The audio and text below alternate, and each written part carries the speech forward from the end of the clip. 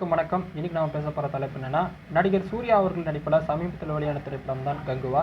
இந்த திரைப்படம் எதிர்பார்த்த அளவுல ஒரு வெற்றியை கொடுக்கல. அதுக்கான காரணம் நிறைய சொல்லப்பட்டாலும், முக்கியமான காரணமா இந்த படத்தோட திரைக்கதை ரொம்ப தோய்வா இருக்கு அப்படின்னு சொல்லிட்டு நிறைய பேர் தங்களுடைய கருத்துக்களை தெரிவிச்சிருக்காங்க.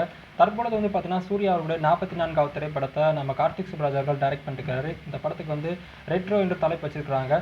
இந்த படத்துல நம்ம சூர்யா அவர்கள் ஒரு மாசான கேங்ஸ்டரா நடிக்க போறதா தெரிய வந்திருக்கு. இந்த படத்துல சூர்யா அவர்களுக்கு ஜோடியா நம்ம பூஜா ஹெக்டே அவர்கள் நடிக்கிறாங்க. இந்த படத்துல பூஜா ஹெக்டே அவர்கள் ஒரு வாய் பேச முடியாத பெண்மணி நடிக்க போறாங்க. ஸோ அது மட்டும் இல்லாமல் கார்த்திக் சுப்ராஜ் அவர்கள் பார்த்தீங்கன்னா இது ஒரு வேற லெவல் கேங்ஸ்டர் திரைப்படமாக கொடுக்க போறதா தெரிய வந்திருக்கு. இந்த படத்தோட டீசர் கூட சமீபத்தில் நம்மளுடைய கிறிஸ்மஸ் பண்டிகையை முன்னிட்டு வெளியிட்டிருந்தாங்க. அந்த கிறிஸ்மஸ் பண்டிகை அன்னைக்கு வெளியான டீசர் ஒரு காதல் வெளிப்படுத்துகிற மாதிரியான ஒரு டீசராக இருந்துச்சு. அது ரொம்ப அற்புதமாக வடிவமைச்சிருந்தார் கார்த்திக் சுப்ராஜ் அவர்கள். அது மட்டும் இல்லாமல் தற்பொழுது நம்ம கார்த்திக் சுப்ராஜ் அவர்களுக்கு அடுத்ததாக பார்த்தீங்கன்னா சூர்யா அவர்கள் வச்சு நம்ம ஆர்ஜே பாலாஜி அவர்கள் டைரக்ட் பண்ண போகிறாரு. இந்த படத்துக்கு 45 என்று தற்காலிகமாக பெயர் வச்சிருக்காங்க. சூர்யா அவர்களுடைய 45வது திரைப்படத்தை பார்த்தீங்கன்னா ஆர்ஜே பாலாஜி அவர்கள் ஒரு அமானுஷம் கலந்த ஒரு கதையை கொண்டு வர போகிறதா தெரிய வந்திருக்கு. ஸோ அதனால் பார்த்தீங்கன்னா அந்த படத்துக்கான எக்ஸ்பெக்டேஷன் அப்படிங்கிறது அதிகமாக இருக்குது.